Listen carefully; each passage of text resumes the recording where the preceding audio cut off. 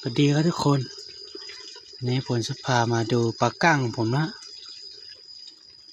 นี่ปลาก้าง2 ตัว5 ตัวนะทุกคน5 ตัวที่ผมเลี้ยงไว้แต่ว่า3 ตัวมันกระโดดหนีไปหมดแล้วนะทุกคนยังเหลือแต่2 ตัวนี้มันใหญ่แล้วนะทุกคนนี่ใหญ่ละตมที่เอาผมมันเลี้ยงนิดน้อยนะทุกคนแต่ว่าผมเลี้ยงได้3 เดือนนี่มันใหญ่แล้ว3 ตัวที่หนีไปกระโดดหนีมันใหญ่กว่า2 ตัวนี้แล้วนะทุกคนสวยงามมากเลยนะนี่ขีดดูขีด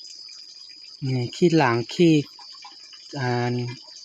ลุ่มมันแดงดีนะทุกคนแล้วก็ตาแดงปีเลยนะทุกคนตัวนี้แล้วผมก็ไปจัดได้ตัวน้อยๆนี่มา น้อยอย่างนี้แต่ว่ากระโดดเก่งขนาดนะทุกคนผมเอาไว้ในตุกแล้วกระโดดหนี2-3 เทื่อแล้วผมมันก็ไปจับได้มาใหม่ตัว2 ตัวนี้ก็คือตัวที่ผมเลี้ยงไว้ได้ 3 เดือนแล้วฮะ3 เดือนไปละนี่สวยมากเลยนะปลาก้างทุกคนปลาก้างภูเขา3 ตัวได้หนีไปนั้นง่ายกว่านี้นะทุกคนแล้วก็มันจะแดงกว่านี้นะแต่ว่าผมเลี้ยงไว้แล้วมันกระโดดหนีไปหมดแล้วนะทุกคนจับปูมันกระโดดได้จังใดผมไม่ได้อัดฝานะผมเลี้ยงไว้ในตุกบิ๊กโคล่านะทุกคนมันก็กระโดดหนีไปเลยอย่างแต่2 ตัวสุดท้ายเนี่ยสวยๆทั้งนั้นนะ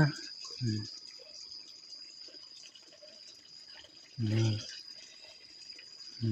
ดูห่างนะทุกคนดูห่างดูขี้สวยมากเลยตาก็แดงปีถ้า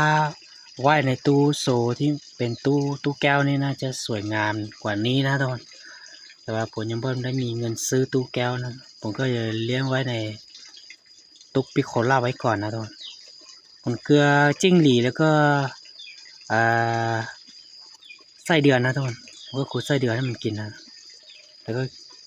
จับจิ้งหรีให้มันกินนะดูตัวใหญ่มันตัวดีนะทุกคน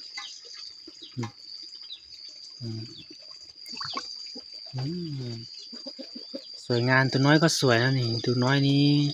มีลายดำๆนะทุกคนลายดำๆนี้โคตรสวยเลยตัวน้อยนี้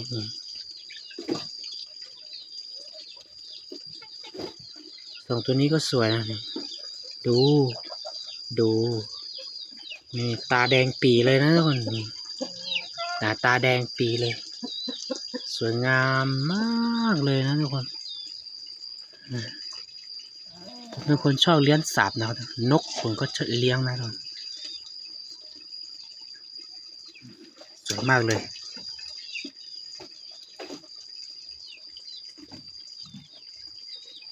นี่ผมจะนี่ผมถ่ายน้ำนะถ่ายน้ำไม่นะเพราะน้ำได้หลายมือนะผมก็เลยมาถ่ายให้ดูนะเดี๋ยวผมสิพา